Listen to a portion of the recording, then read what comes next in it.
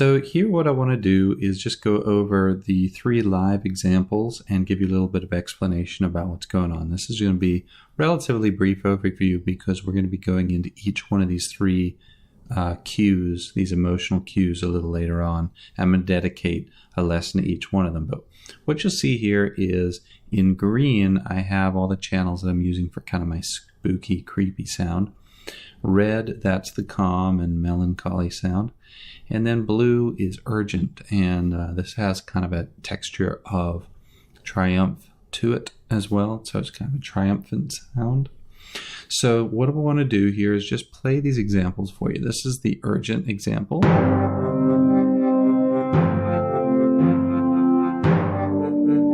right, and I'm using the timpanis here to kind of create rhythmic acceleration towards the end. So you'll notice that towards the end, the timpanis kind of pick up their pace.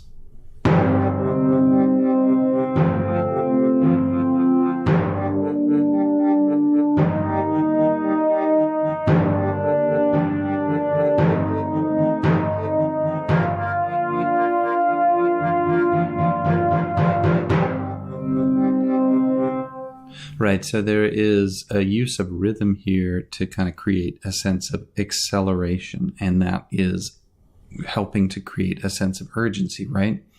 The the horns, which are actually in this context French horns, they're kind of creating this very regal, very sort of royal sound, because people generally associate French horns with sort of a regal quality.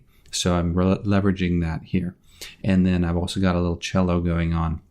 Again, I'm going to go over each of these elements in much greater detail later on. I just wanted to give you kind of a teaser and a taste of what's going on overall in these 3 projects, so that in the next few lessons, when you're learning about using rhythm and using harmony, you can have some kind of sense for the kind of music that I'm actually talking about. So let's listen to the calm example.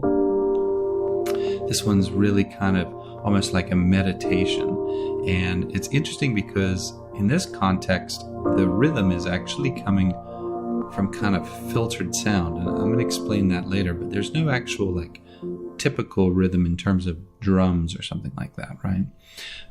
It's very ethereal. It's kind of synthetic sounding. The melody is really almost not a melody at all. It's just these long, drawn-out notes. But again, that consistency is kind of reflecting our sense of calm, right? It's helping to create a sense of calm by having a melody that is functioning as a melody in the music, but it's actually, because of its stability, its consistency, it's also conveying the sense of calm. Now, in the spooky one here, there's a couple of cool things going on.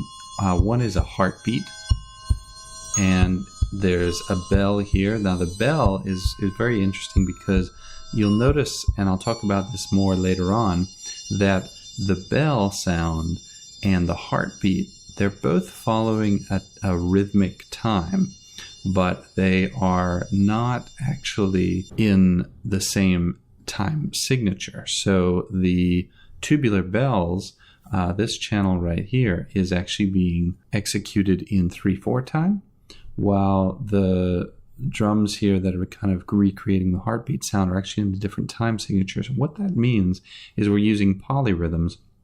And when you hear just these 2 examples together,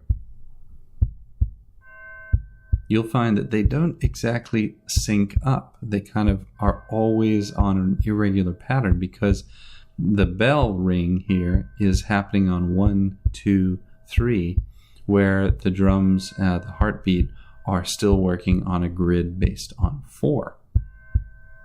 So they never sync up quite. And the advantage of that for me in terms of creating a spooky, creepy kind of feel is that it's disjointed, right? There's no real solid pattern. It's enough of a pattern to make the music cohesive, because like I said earlier, rhythm is really, really important.